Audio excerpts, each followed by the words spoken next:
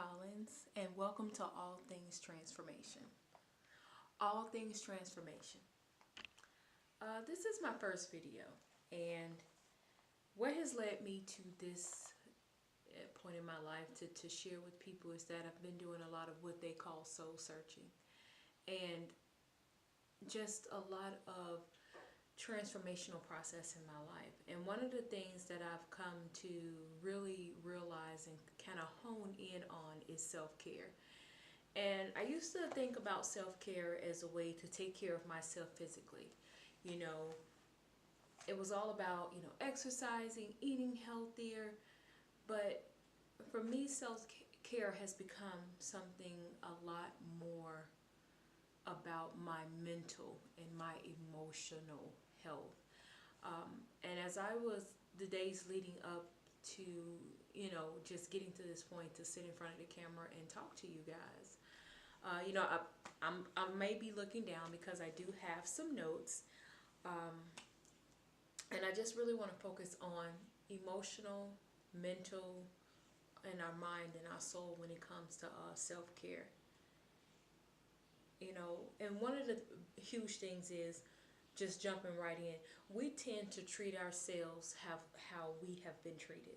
So if we have been treated well, as children growing up, and certain things were modeled in front of us to take care of ourselves, to exercise, to really focus in on our emotional health, mental health, whether it was intentional or not, we tend to treat ourselves how others have treated us. If we were not treated well, we won't treat ourselves well. If we were not attuned with our parents, perhaps, then we may not be attuned within ourselves. If we weren't given a lot of attention, then we may not be attentive with ourselves.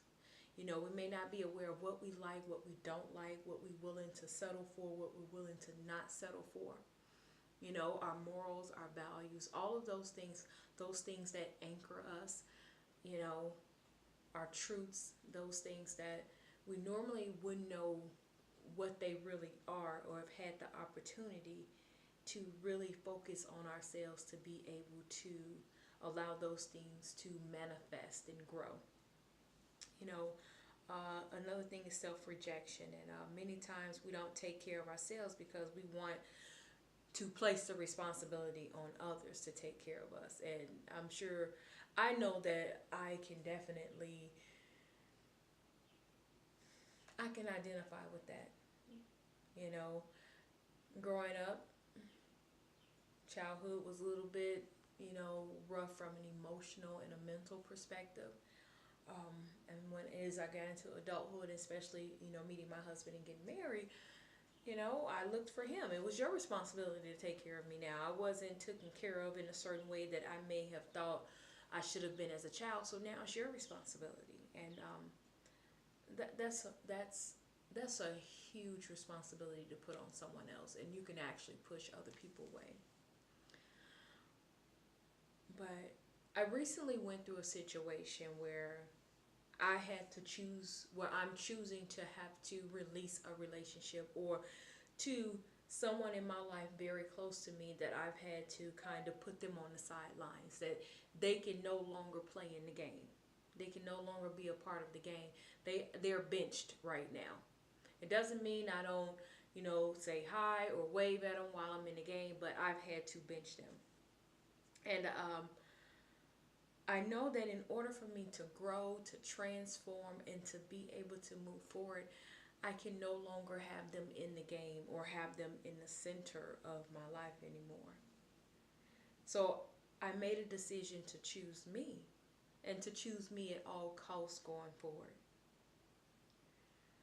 And that's what led me to create today's self-care. And so we're going to get into what is self-care, because I know most of you are probably like, okay, what is self-care? But you'll know with me, I'm going to tell you what it is not first, or why it's so difficult for us to practice self-care, and then I'll let you know, I will definitely follow up with what self-care is all about. Why is it difficult to practice self-care? Usually we're too busy, not being productive, but we're so caught up in the busyness of life. We'll blame it on work. We're too consumed with social media, so we're wasting a lot of our time on social media. A lot of time comparing ourselves to others, looking into other people's lives instead of looking into our lives. So we see the good and the pictures of them smiling and on vacation, and they're actually living in their purpose, but we're on the sidelines watching them instead of getting in the game and realizing that, hey, we can have the same kind of life that they have. We feel overwhelmed, we're tired and exhausted. Actually, I was more tired in my 20s than I am now. I got all of this energy now because not only do I practice good self-care mentally and emotionally, but also physically. So I feel a lot better now at my age than I actually felt in my 20s. And another thing, we're watching too much TV.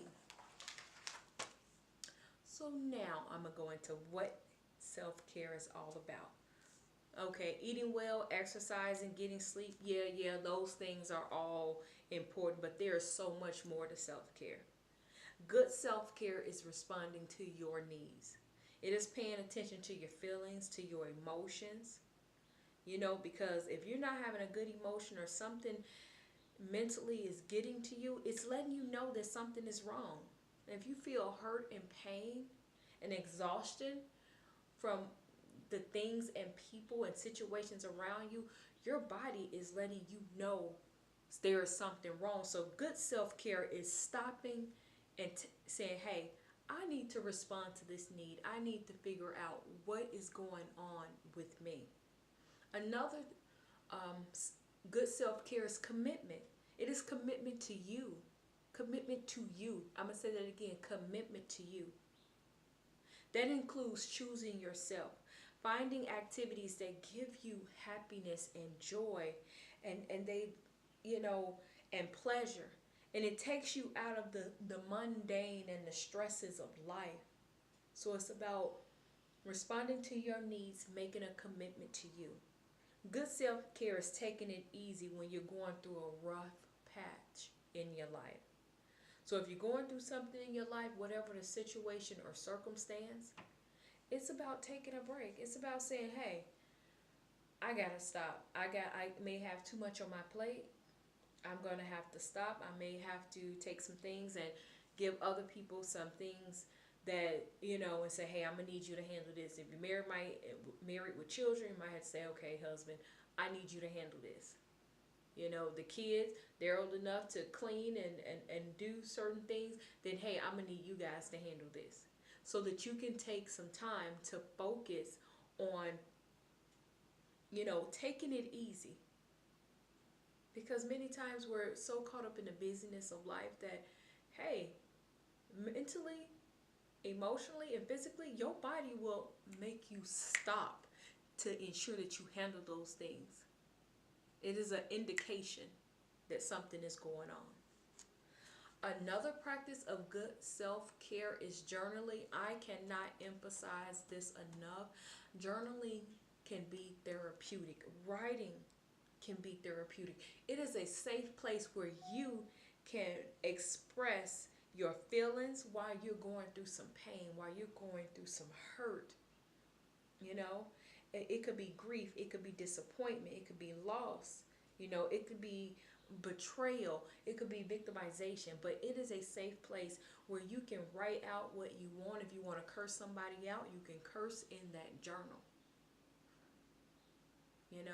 I'm a believer in journaling and getting things out on paper because it releases the toxicity that is in you, because that's toxic. It makes you sick. It contributes to a lot of these chronic diseases that we have. So it's important that it has to go. Another good self-care practice, being nice to yourself. Are you caring and empathetic to you? Not just to others, but to yourself. Can you give yourself some grace? Another good self-care practice is paying attention to all those things that affect you. Sound, people that you talk to, what emotional state do they put you into? Do they drain you? Are you exhausted after you talk to them? Are you steady side-eyeing the phone when you're talking to them? Or are you doing this and side-eyeing? Because you know they either lying to you or they BSing you around. So you have to be aware of your emotional state and how your body responds and to everything. Another thing is self-care is finding things that feel good to your heart. It's what makes your heart sing. Laughter, going to a conference, a workshop with like-minded people like yourself. Listening in on a YouTube or one of your favorite speakers, inspirational speakers. If that just moves your heart, or a sermon, you have to make the time to be able to understand what are those things that move your heart. And just as I close here, self-care results in growth. It helps you to grow, move forward. It gives you more capacities. It helps you to express the blessings and be gracious and express gratitude for the blessings in your life. And lastly, it helps you to be able to identify positive memories. And you stay in tune to your needs, and you provide for you what is nourishing, what is going to feed you, what is going to help you grow, what is going to make you strong. It is your responsibility to take responsibility for imposing good self-care habits. Hi, before I go, I just wanted to just talk to you guys. Well, actually, I popped back on just to talk to you guys because I found out that May is Mental Awareness Month. So it's ironic that I talk about self-care and I talk about it from a mental and an emotional perspective, an aspect that, we need to take care of our mental health. That is key to us taking care of our physical health and our families and ourselves. So I just wanted to jump on, and thanks for watching All Things Transformation.